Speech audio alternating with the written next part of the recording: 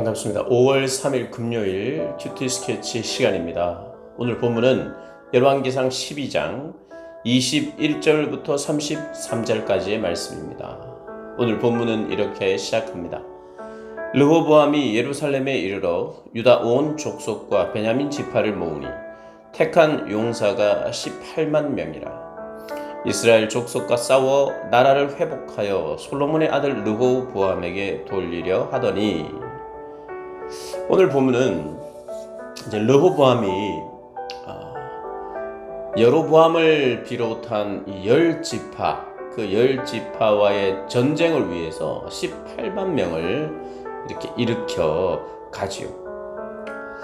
그런데 하나님께서 막으십니다. 하나님께서 막고 남과 북이 나뉘도록 하나님께서 허락하시죠. 근데 르호보암과 18만 명의 군사가 그 여호와의 말씀에 순종을 합니다. 사실 이들이 왜 18만 명을 일으켜서 전쟁을 하려고 했는가 하면 어제 본문의 18절을 보면 르호보암 왕이 역군의 감독 아도람을 보내었더니 온 이스라엘이 그를 돌로 쳐 죽인지라. 이 역군의 감독 아도람을 왜 보냈느냐 하면 이제 일 시키려고, 이제 이렇게 나뉘어질 줄 모르고 르호보암은 이제 내가 말한 대로 이제 너희들을 이제 더 큰 멍에를 메워서 내가 다스리리라. 그래서 이제 역군을, 감독을, 일꾼을 보낸 거죠. 그걸 죽여버렸어요.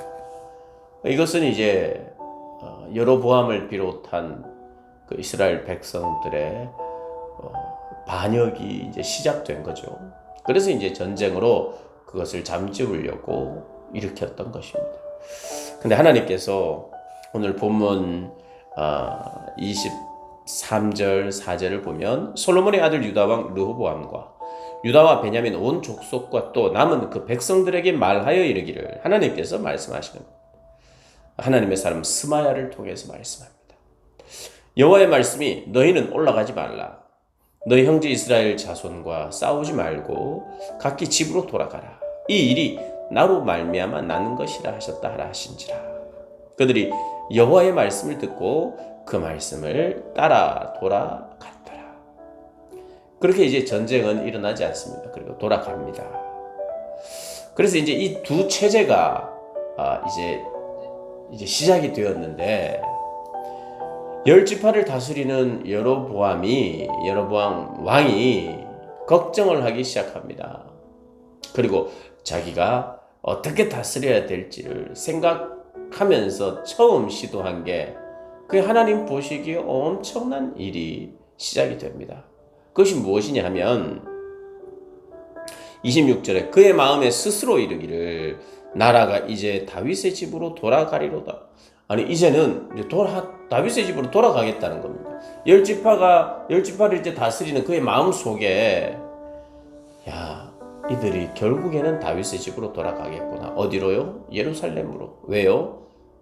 성전이 있는 곳, 그곳에서 제사를 드리고 절기를 지키는 곳이니 이들이 그것을 왕래하면서 왔다 갔다 하면서 다시 그들의 마음이 예전으로 돌아가지 않겠는가.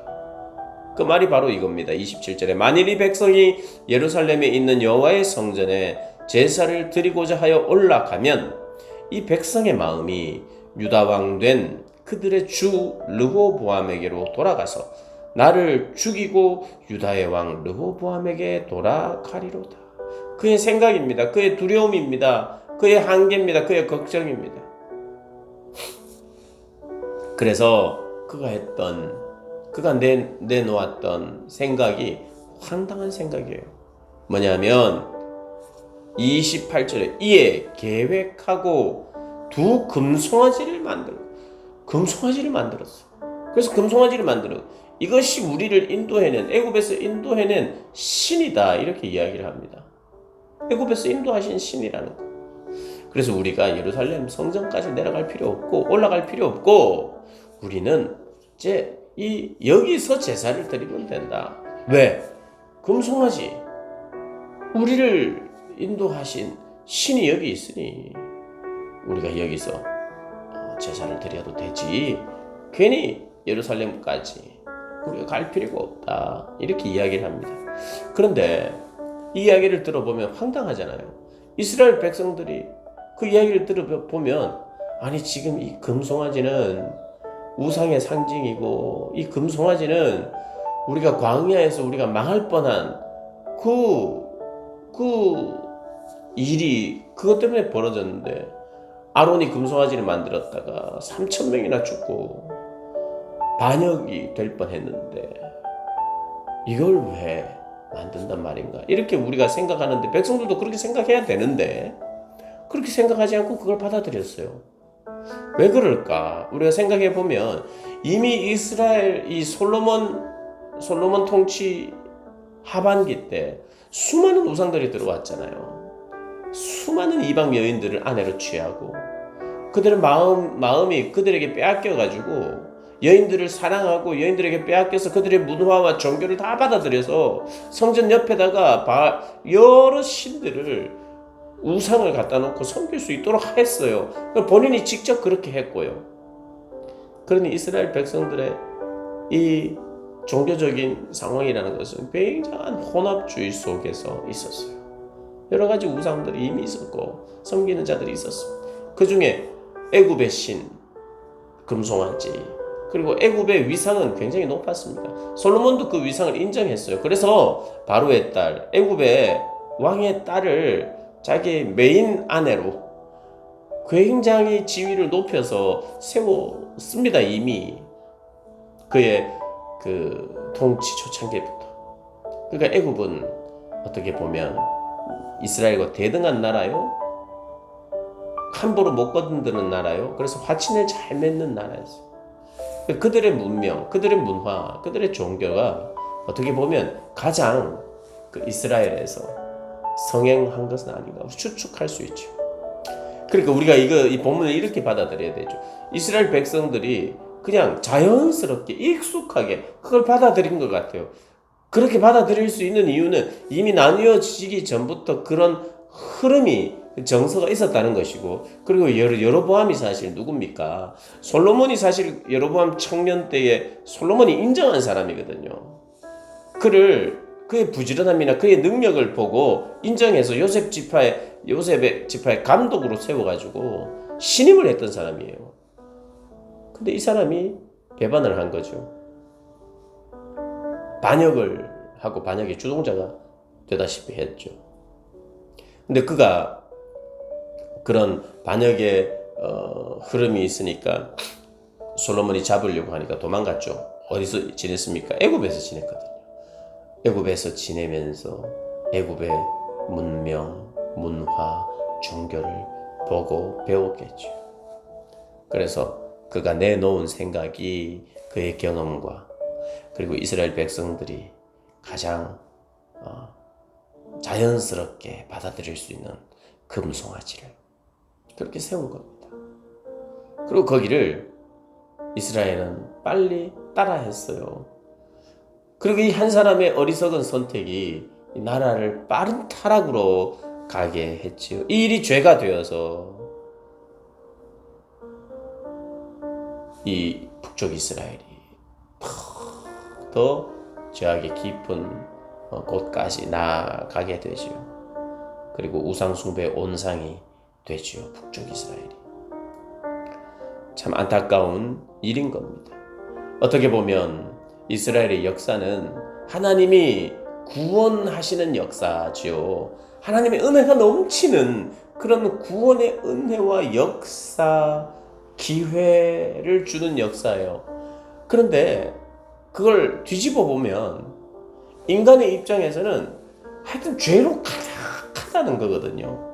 죄가 있으니까 하나님이 구원하시는 건데, 하나님이 수많은 구원을 이루신 이유는 그만큼 인간들 안에, 나라 안에, 하나님 백성들 안에 죄가 늘 이렇게 드러나기 때문에 하나님 은혜도 더 커야 되고 많아야 되고, 하나님 구원해 주신 것, 죄에서 구원해 주신 거잖아요. 사랑하는 여러분, 여러분을 소개할 때, 여러분의 내 삶의 라이프 스토리를 이야기할 때 죄를 빼놓고는 사실 이야기가 안 되는 게 맞아요. 내가 어디서 살고 내가 어느 초등학교를 나왔고 그게 사실 내 삶을 소개하는 거 아니에요. 내가 어디 거쳐갔다는 거 이거는 거기서 무엇을 했느냐가 중요한데 사실 인간들 우리 인간사 이야기가 사실은 죄로 말미암아 벌어진 일이 대부분인데 사실 어떻게 나를 소개하자면 죄와 죄를 지어서 죄를 짓고 죄를 지어서 이런 일이 일어났고 이런 일이 일어났고 이런 미움과 다툼과 분쟁과 문제들이 일어났고 또 그것을 하나님이 수습해 주시고 새롭게 해 주시고 그래서 참 지금 이 자리에 있습니다.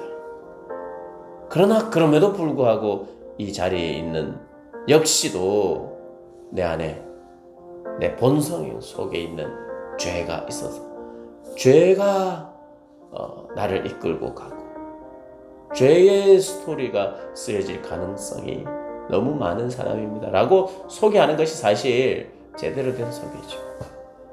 어떻게 보면 뒤집어 보면 하나님의 구원의 은혜와 역사가 많은 만큼 죄로 말미암아 벌어진 일들 사실 너무 참 안쓰럽고 안타깝지만 우리 주변에 일어나는 대부분의 일들이 누군가의 죄, 어떤 무리들의 죄 그것이 발현되어서 생기는 일은 아닌가 그런 관점으로 우리의 개인의 역사도 한번 봐야 되고 전 세계의 세계사도 죄가 발현되어서 생기는 일들이 대부분 아닌가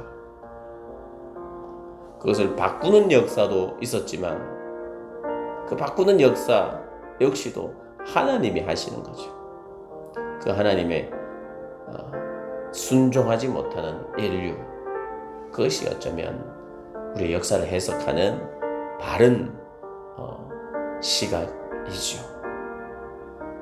사랑하는 여러분 나의 스토리가 죄로만 설명되는 스토리가 아니라 은혜로 그리고 순종으로 설명되는 그런 스토리 많아지시기를 주님의 이름으로 축복합니다.